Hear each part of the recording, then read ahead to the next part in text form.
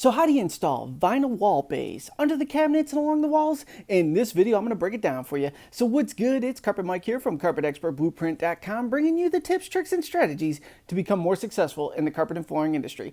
Now we're going to go ahead and unroll a rough strip here, and we're going to cut it a little hefty. Better to have a little more to work with than a little less, and get you all the close-up angles so you see how we get down. So I'm going to start in the corner there, and I'm going to run it right along the side of this cabinet, right? And then we're going to come to this corner, and it's going to have to get shaped out a little bit. So I'm going to put a little slit right there. That's going to tell me where I need to start cutting the top off so it tucks nicely up under the cabinets. Then I'm just going to go ahead and go about 4 or 5 inches hefty over here because there's a little fold in the inside. I want to make sure I have a long enough piece to work with. All right, so we got where I took the little slit off the top, and I know I need to take a 1/4 to a 1/2 inch off the top of this to get it to fit nicely under the cabinets now.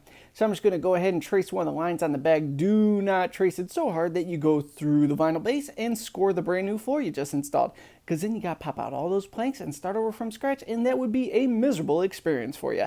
So let's avoid that. Next, now that we've scored it, we're going to go ahead and fold it. And once we fold it, you could either run your blade along it, or in many cases, you could just pull it right off. I'm going to show you what happens when you pull it off and you don't score it all the way through though. So stick with me here.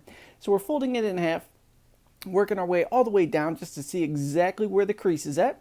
Once we get to the other side, we're going to start pulling that off. And we're going to find that maybe we'd rather just cut that there. So check this out, right? Take our blade to it, cut a little slit, start pulling it. You see how the backing's coming off, but then we got that like little bit of salvage there. We don't want that salvage. Even though it's going to be hidden by the cabinets, we're just going to go ahead and finish running down this with our knife so we have the finished product ready to get tucked up under the cabinets once we slap some adhesive on it. All right, so everything's cut, rough cut size. Let's go ahead and make some corner cuts. So you see right there, we got to have that fold in. So I'm going to fold it so that the backing is exposed. Let me get you an angle of it here. Now be careful if you take it on like this, because this takes calm, precise shaving here. You're just going to take your blade and you're going to shave it out. Very easy to cut yourself though, so I recommend you use a utility blade versus a carpet blade if you're kind of new to this, because those carpet blades, if you don't have the skill set, you will take your finger off. So we're just going to shave off some of the backing there. Be careful when you're shaving it. You don't want to go all the way through, and then you got to start over from scratch again. Nobody wants that, so we're just going to give it a nice shave through and through. Get that backing cut off of there, and the reason we're doing this is it's going to make it nice and pliable for us on that corner there. So check this out.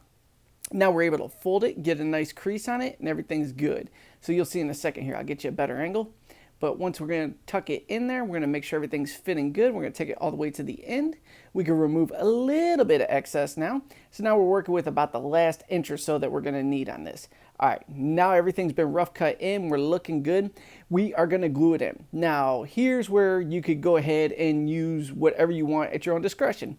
You could use liquid nails. You could use PL400. You could use contact adhesives. I'm using D815 on this one. It's basically the heaviest of all heavy-duty contact adhesives on the marketplace. Poke a little hole in the top because it even glued the cap on for me. And then I'm going to take this adhesive. I'm just going to pour it on the backing here. I'm going to put a little bead at the bottom. Look at that, like the goopiest syrup you ever did see. And then we're going to go ahead and put a little bead at the top, work our way down here, get all the way down to the other side. And what's cool about this product, once it's set up, it'll pull back just a little bit, let it do its thing for, 60 seconds, and then you just go ahead and run over it again. Don't run over it, push your hand across it, you know what I'm saying, to push it back into place, and it will not move after that. It's contact adhesive. It gets wet, you get it on both surfaces, get a little air on it so it begins to dry, you slap it back up, and bam! The final product is not going anywhere. We're going to pull them cabinets off with that there code base when we go to take it off and change it, you know what I'm saying? So we're going to go ahead and tuck that up under there. Get that crease nice and tight. Everything's good there. We're going to work it down the toe kick. And then once this is done, we can finish cutting it to perfection at the end here. See that? We're just going to trace the side, lob that little bit off. Boom. And like I said, 60 seconds, we're going to check back in on it, and we will be good to go. Now, if you have any questions about the carpet and flooring industry, you know to drop those comments down below. As always, I truly appreciate you tuning into this. Thank you so much, and I'll see you in the next video.